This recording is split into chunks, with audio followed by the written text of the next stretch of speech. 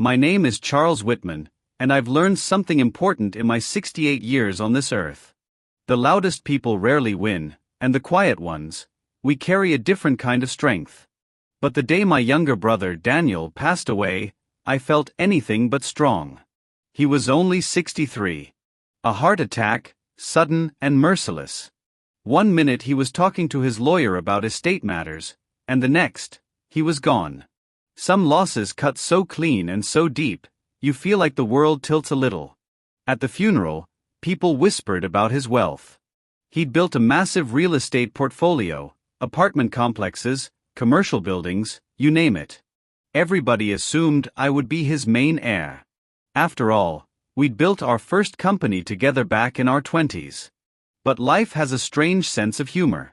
When the lawyer gathered us in her office for the reading of the will, my son-in-law, Ethan, sat beside me with a face so calm it almost looked rehearsed. He'd married my daughter, Rebecca, 7 years earlier. On the surface he was polite, charming, ambitious. But something about him always felt polished in a way real people aren't. I couldn't place it then. Later, I would understand everything. The lawyer cleared her throat and read out the will in that slow, careful voice attorneys use. To my shock, nearly all of Daniel's estate. The properties, the bank accounts, the liquid cash, the stocks, worth over $35 million, went to Ethan. Not to Rebecca. Not to me. Not to any charity. Not to a longtime friend. Ethan. My son-in-law. The room spun. My daughter gasped. Ethan just lowered his eyes like he was humbly accepting a trophy. And then the lawyer handed me a single item Daniel had left for me. Not money. Not land. Not shares. Just an old wooden box, worn at the edges, no lock, no inscription. People looked at me with pity. As if I had been stripped of something I deserved. But I didn't argue. I didn't complain. I simply placed the old box on my lap. And smiled. Because Daniel wasn't a careless man. He never did anything without a reason. And that box, that simple, dusty box, would change everything. People think stories about inheritance are really stories about money. But they're not. They're stories about trust. About small choices that ripple across a lifetime. And about the quiet way people reveal their true nature when no one is watching. Growing up, my brother Daniel and I were as close as two brothers could be. He was the dreamer, always thinking 10 years ahead. I was the steady one, grounding our plans with logic. Even after we took different paths, he into real estate, I into consulting, we stayed close. Our families spent summers together in Oregon, fishing in rivers so clear you could see trout glide like silver ribbons through the water. Daniel always talked about legacy, but not the flashy kind. He cared about impact, about choosing people wisely. So when I sat in that lawyer's office, holding the old box he'd left me, I knew the world wasn't seeing the full picture. My daughter Rebecca squeezed my arm and whispered, "Dad, this doesn't make sense. Uncle Daniel adored you." I simply nodded. Ethan placed a comforting hand on her back. Too quickly, too naturally, like someone who had practiced that gesture. He looked at me with soft, fake sympathy. "I'm sure Daniel meant well, Charles. Maybe he wanted you to have something sentimental." His tone was gentle, but his eyes, they sparkled. Not with kindness, but with victory. You see, Ethan always loved money the way some men love applause. He didn't grow up with much, and he worked hard for the life he wanted. But somewhere along the way, ambition started to rot into entitlement. Still, I never judged him too harshly. Some people learn through time. Others through consequences. At home, I placed the wooden box on my dining table. The house felt too quiet, too still, like a pause between breaths. It reminded me of the calm before a storm. The moment when the air holds its secrets. I didn't open the box right away. Not because I was scared. But because I knew Daniel. If he gave me something that looked worthless, it meant the real value was hidden. That night, after dinner, I poured myself a cup of chamomile tea, sat in my old leather chair, and finally lifted the lid. Inside were only papers. Old, brittle, yellowed around the edges. But the first page froze me. It held a list of names. People neither Daniel nor I had spoken about in years. And below the names, one sentence written in Daniel's unmistakable handwriting. "Charles, if you're reading this, then you need to finish what I started." My heart sank. Because I knew exactly what he meant. And Ethan, that charming, polished son-in-law of mine. He had no idea what was coming. The first thing I found inside the box was a document that shouldn't have even existed anymore. A file from 20 years ago, when Daniel and I were part of a business venture that went terribly wrong. Back then, we had partnered with 3 men. Richard Hale, Stephen Lorne, and Mark Preston. They were smart, connected, and dangerous in quiet ways. The kind of men who smiled with their mouths but never with their eyes. Daniel had admired their strategic minds. I was cautious, but younger then. And sometimes trust comes too easily when you think you know people. Long story short, those 3 men orchestrated a financial scheme behind our backs. They used our credibility to secure deals, then diverted funds, left us with liabilities, and vanished just before the company collapsed. Daniel and I spent years rebuilding our reputations. We survived, but barely. Those men walked away untouched. Or so I thought. Inside the box, Daniel had left signed statements, old emails, letters, and a timeline of events. A trail of information that could ruin those men even after all these years. But something else was buried in the papers. A photo. Ethan, standing beside Richard Hale at a charity gala 2 years ago. My breath caught. Another photo. Ethan shaking hands with Mark Preston at a business event. And then, emails. Emails between Ethan and the very men who destroyed Daniel's early career. In one, Ethan wrote, "When Daniel passes, the assets will be transferred as agreed. I'll make sure the will is finalized the way we discussed." My jaw tightened. So that was why Ethan inherited the $35 million. He wasn't Daniel's chosen heir. He was their puppet. And Daniel knew. He had discovered everything. He had planned for it. He had left me the evidence. I leaned back, letting the truth settle like dust in shaded sunlight. Ethan wasn't just ambitious. He'd been playing a long, patient game. One that involved manipulation, illegal coordination, and God knows what else. But what struck me most wasn't the betrayal itself. It was the fact that Daniel didn't confront Ethan. He didn't expose him. He trusted me to do that. Because revenge wasn't Daniel's style. Justice was. And justice moves slowly, quietly. But it never loses its way home. The next morning, I watched Ethan on my porch, talking to my daughter with that smooth charm of his. He smiled as if nothing in the world troubled him. He didn't know his world was already cracking. Rebecca walked inside, and Ethan turned to me. "Charles," he said softly, "I really hope you're not taking the will personally. Daniel had his reasons." I simply nodded and replied, "I'm sure he did." His smile faltered for a split second. That was the moment I realized something important. Guilty people fear silence more than accusations. Because silence means thinking. And thinking means planning.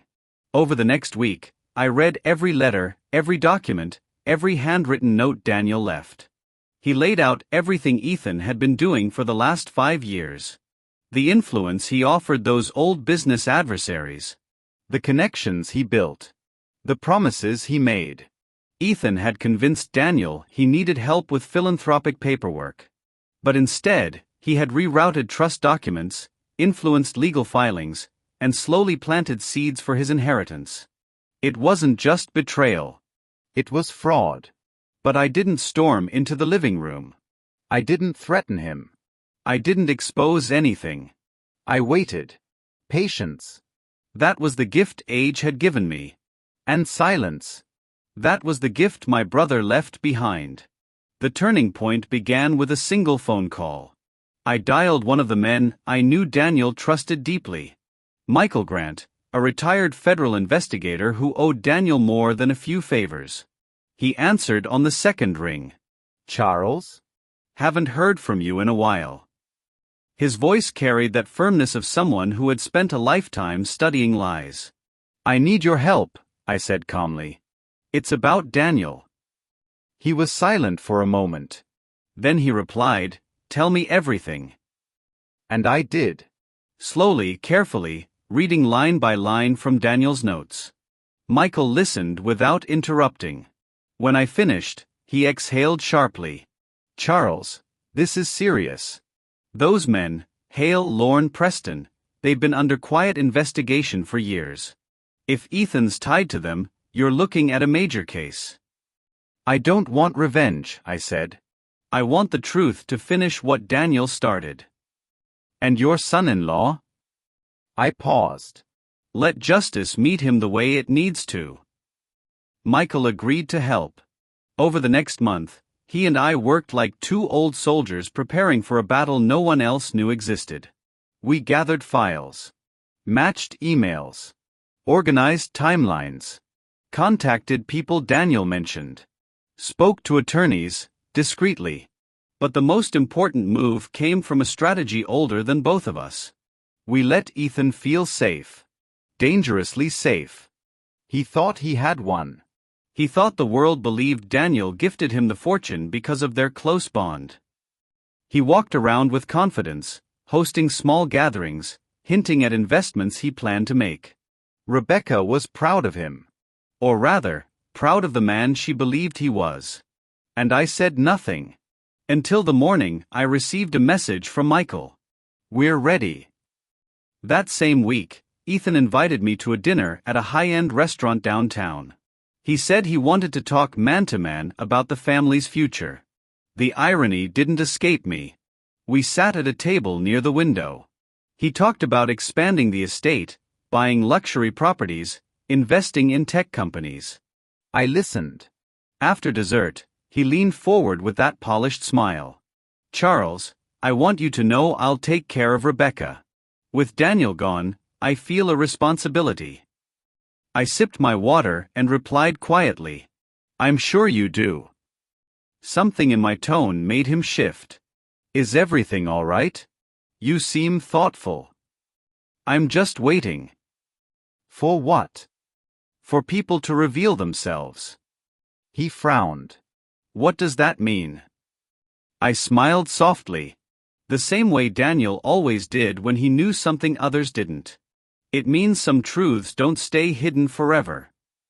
He swallowed, his composure slipping for the first time. 2 days later, federal agents arrived at his office. Not loud. Not dramatic. Just quiet professionals with warrants. Rebecca called me panicked. Dad, something's happening at Ethan's company. I know, I said gently. Come over. We'll talk. The investigation unfolded like a slow untying of knots. Fraud. Forgery. Conspiracy. Illicit agreements with Hale, Lorne, and Preston. All documented. All verifiable. All tied back to Ethan. He was questioned for weeks. His accounts were frozen. His business partners disappeared like smoke. Rebecca was devastated. But she also learned. Slowly, painfully. That love built on lies cannot survive the light. One evening, after everything came out, she sat with me on the porch. Dad, she whispered, how long did you know? Since the day Daniel left me that box. She blinked away tears. Why didn't you tell me? I placed a hand on hers. Because sometimes the truth needs time. And sometimes people need to see who they're holding on to. She nodded quietly, understanding more than words could ever express. Ethan was eventually indicted. Not because I demanded revenge. But because his own choices led him there. And Daniel's box was the quiet compass guiding every step. When the dust settled, something unexpected happened. The lawyer contacted me again. She explained that the main will, the one that gave Ethan everything, had a clause. A clause Daniel didn't highlight but didn't hide either. It stated that if the beneficiary was found guilty of fraud or manipulation connected to the estate, the inheritance would be legally void. And guess who the secondary beneficiary was? Not me. Not Rebecca. Daniel had left the entire estate. Every building, every investment, every dollar. To 3 charitable foundations he had supported for decades. Ethan lost everything. But I didn't gain a penny. And I didn't want to.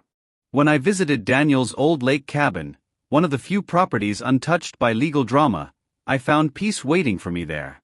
I stood on the porch overlooking the water, the breeze brushing against my face like an old friend. I opened the wooden box one last time. At the bottom, beneath all the documents, was a handwritten letter addressed to me. Charles, I know you. You've carried the world on your shoulders without asking anything from it. If I left you money, you would give it away. So I give you something harder. The truth. And with it, the chance to free our family from a dangerous man. I folded the letter slowly. Daniel never wanted revenge. He wanted Rebecca safe. He wanted the truth honored. And he wanted me to be the one to do it because he knew I would never act out of anger. Weeks passed. Months. Rebecca filed for divorce quietly. She moved into a small condo near my home, rebuilding her life with steady steps.